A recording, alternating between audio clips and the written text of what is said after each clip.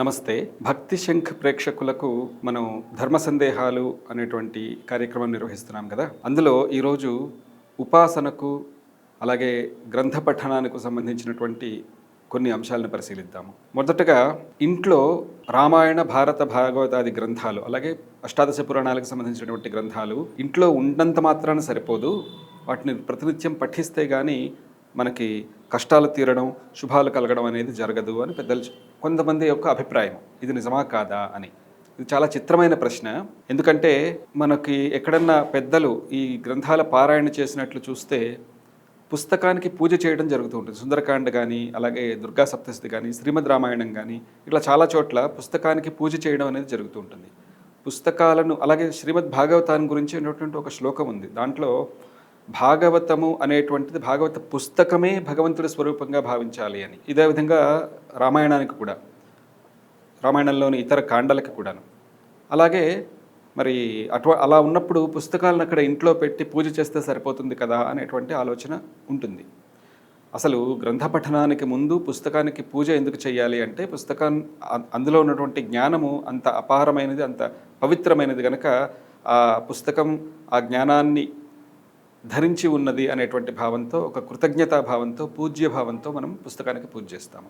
అయితే ఇప్పుడు ప్రస్తుతం మనం పరిశీలిస్తున్నటువంటి ప్రశ్న ఏంటంటే, సరే పూజ చేయడం అనేది ఒక విధంగా అదేదో దేవతామూర్తికి పూజ చేసినట్లుగానే అనుకోవచ్చు. కానీ పుస్తకంలో మరి అక్షర రూపంలో చాలా విషయం ఉన్నది కదా. ఆ విషయం పూజ చేసినంత మాత్రాన మనకు అందుతుందా? కనుక దాన్ని చదివితే కానీ మనకి కష్టాలు తీరవు అనేటువంటి సందేహం. ఇక్కడ మనం ఒకటి గమనించుకోవాలి. నిజానికి అది వాస్తవం. పుస్తకంలో ఏమున్నది అని చదివితే, అక్కడ చెప్పినటువంటి విషయాన్ని మనం అవగతం చేసుకుంటే, అప్పుడు మహాభారతము అలాగే శ్రీమద్ రామాయణము వీటిని చదివితే ధర్మజ్ఞానం కలుగుతుంది. భాగవతం చదివితే భక్తి వైరాగ్యాలు పెంపొందుతాయి. వీట్ల ద్వారా సాధన చేస్తే జ్ఞానం కలుగుతుంది. సాధన చేసి ఆ అధికారాన్ని పొందినప్పుడు గురువుని మనం ప్రార్థన చేస్తే గురువు గారి అనుగ్రహంతో, గురువుల వారి అనుగ్రహంతో మనకి జ్ఞానం కలుగుతుంది. కనుక పుస్తకాలను ఉంచుకుంటే సరిపోదు, వాటిని పూజ చేస్తే సరిపోదు. వాటిలలో ఉన్నటువంటి విషయాన్ని మనం పఠించి గ్రహించాలి అనేటువంటి దాంట్లో ఏ విధమైనటువంటి సందేహము లేదు.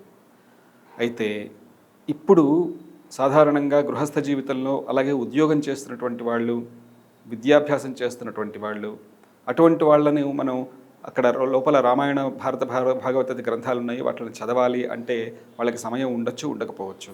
అటువంటప్పుడు వాళ్ళు మరి బలవంతంగా భావించేటువంటి ప్రమాదం ఉంది. అలా అని చెప్పేసి వాటిని ఇంట్లో ఉంచుకోకూడదు అంటే అది కూడా అప్పుడు అసలు ఒకవేళ ఏ ఆదివారం లాంటి సెలవు దినాల్లోనో వాళ్ళకి సమయం దొరికితే చదివేటువంటి ఆస్కారం కూడా ఉండదు. అందుకని పుస్తకాలు అనేటువంటివి ఇంట్లో ఉండాలి. వాటిని మనం పూజ్యభావంతో చూస్తూ ఉండాలి. సమయం దొరికినప్పుడు పఠించాలి. అలాగే ఉద్యోగ విరమణ అయినటువంటి పెద్దలు కానీ, సెలవు రోజుల్లో ఉన్నటువంటి విద్యార్థులు కానీ ఆ పుస్తకాలను తీసి ప్రతినిత్యం పఠించడం అనేటువంటిది కూడా చేయాలి. ఎందుకంటే పుస్తకాలు అంటేనే అక్షర రూపంలో వాటిల్లోని విజ్ఞానం అనేది ఉంటుంది కనుక ఖచ్చితంగా పుస్తకాలను చదవడం అనేటువంటిది మాత్రం తప్పకుండా చేయాల్సిన పని. ఇలా ఉన్నప్పటికీ మనం గ్రహించాల్సినటువంటి మరొక విషయం ఏంటంటే, సాధారణంగా మనం భారతీయులము పునర్జన్మ అనేటువంటి సిద్ధాన్ని నమ్ముతాము. అంటే మనందరికీ కూడా పూర్వజన్మలు అనేవి ఉన్నాయి. ఎన్ని జన్మలు అంటే లెక్కలేనన్ని జన్మలు ఉన్నాయి. ఆ లెక్కలేనన్ని జన్మలలో మనకి సంస్కారం అనేది అలా వస్తూ ఉంటుంది పరంపరాగతంగా. అందుకని ఒక విషయాన్ని మనం పూర్తిగా చదవనవసరం లేదు. ఒక రామనామాన్ని భావించనవసరం కూడా లేదు. ఇది జాగ్రత్తగా గమనించాల్సిన విషయము. రామ అని మామూలుగా అనుకున్నా చాలు, దాని యొక్క ఫలితం వస్తుంది. దీనికి అంటే ఇది ఏ విధంగా చెప్తున్నారంటే పెద్దలు, రామనామం యొక్క బలము నువ్వు పఠించటం ద్వారా రాదు. రామనామానికి బలం ఉంది కనుక దాన్ని నువ్వు పఠించి నువ్వు శుభాన్ని పొందుతావు. రామనామం స్వయంగా అత్యంత పవిత్రమైనది. ఈ దృష్ట్యా చూస్తే అక్కడ పుస్తకం ఉన్నది అని చూసినంత మాత్రాన అది భాగవతం అనుకోగానే మనకి ఒక్క క్షణం పాటు శ్రీకృష్ణుల వారి రూపం మన మనసులో గోచరిస్తుంది. అలాగే కొందరికి నరసింహస్వామి వారి రూపం గోచరించవచ్చు, వామనమూర్తి రూపం గోచరించవచ్చు. ఇంకా కొందరికి అంటే భాగవతంలో ఏముంది అని తెలిసినటువంటి వాళ్ళకి కపిల దేవహూతి సంవాదం గమనించవచ్చు. ఇట్లా రకరకాల అందులో ఉన్నటువంటి విషయాలను మన సంస్కారాన్ని బట్టి ఒక్క క్షణం పాటైనా మనకు గుర్తొస్తాయి. కనుక ప్రతినిత్యం పఠించకపోయినా కూడా తప్పు లేదు. ఎవరికి ఆ విధంగా ప్రతిరోజు పఠించేటువంటి సమయము, సందర్భము లేనటువంటి వారికి. అటువంటి వారు పుస్తకాలని ఇంట్లో ఉంచుకుని వాటికి నమస్కారం చేస్తూ పూజాదికాలు చేసినా కూడా సత్ఫలితమే. కనుక పఠించాల్సినటువంటి బలవంతము లేదు. అలా అని చెప్పి పఠించకుండా బద్ధకంగా కూర్చోవడానికి కూడా మనకి ఆస్కారం లేదు.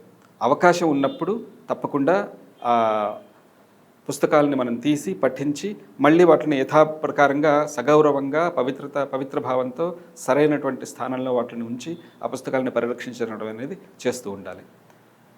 రామాయణ భారత భాగవతాదుల పట్ల మనం ప్రవర్తించవలసినటువంటి తీరు ఇది. ఒక విషయం మనం గమనించుకోవాలి. మనకి జన్మలుగా వస్తున్నటువంటి సంస్కారాల వలన కొన్ని విషయాలను చూసినంత మాత్రమే, స్మరించినంత మాత్రమే వాటి యొక్క సత్ఫలితం అందుతుంది అనే దాంట్లో సందేహం లేదు. అంత మాత్రం చేత అలా కేవలం స్మరించి ఊరుకోవటం కాకుండా ఎప్పుడు మనం ఏ పరిస్థితిలో ఉన్నా సరే ఇప్పుడు మనం ఈ సత్కార్యం చేయగలమా లేదా అని మనం ప్రశ్నించుకుని చేయగలటువంటి ఆస్కారం ఉన్నప్పుడు సత్కార్యాన్ని కాకుండా ఇతర విషయాలను పక్కన పెట్టాలి. ఉదాహరణకి సాయంత్రం సినిమాకి వెళ్దాము అనేటువంటి ఆలోచన కలిగినప్పుడు పక్కనే ఒక దేవాలయం కనిపించిన లేదా భాగవత పుస్తకం కనిపించింది అనుకోండి, అప్పుడు ఇది చేద్దామా అని మనం ప్రశ్నించుకుని భాగవతం పఠనానికే లేదా దేవాలయ సందర్శనానికే ఎక్కువ ప్రాధాన్యతను ఇవ్వాలి. తద్వారా మనం సత్కార్యాన్ని మనంతట మనం ఎంచుకున్న వాళ్ళం అవుతాము. ఇట్లా ఒక అవకాశం ఉన్నంత వరకు సత్కార్యాన్ని చేయడము, సద్గ్రంథ పఠనము చేయడము, అలాగే సత్సంగం చేయడము, పెద్దలను ఆశ్రయించడము, దేవాలయాలను సందర్శించడము అవకాశం ఉన్నంత వరకు చేస్తూ ఉండేటువంటి అలవాటు చేసుకుంటే అప్పుడు జీవితం ఒక ధన్యతా భావాన్ని పొందుతుంది. కనుక గ్రంథాలు అనేటువంటి వాటిని ఇంట్లో ఉంచుకోవాలి, వాటిని పూజిస్తూ ఉండాలి. అవకాశం ఉన్నప్పుడు సమయానుకూలంగా వాటిని పఠించడం, అంటే ఖాళీ సమయం ఉంటే ఆ గ్రంథ పఠనం చేయడానికే ఎక్కువ ప్రాధాన్యతనిస్తూ ఉండాలి.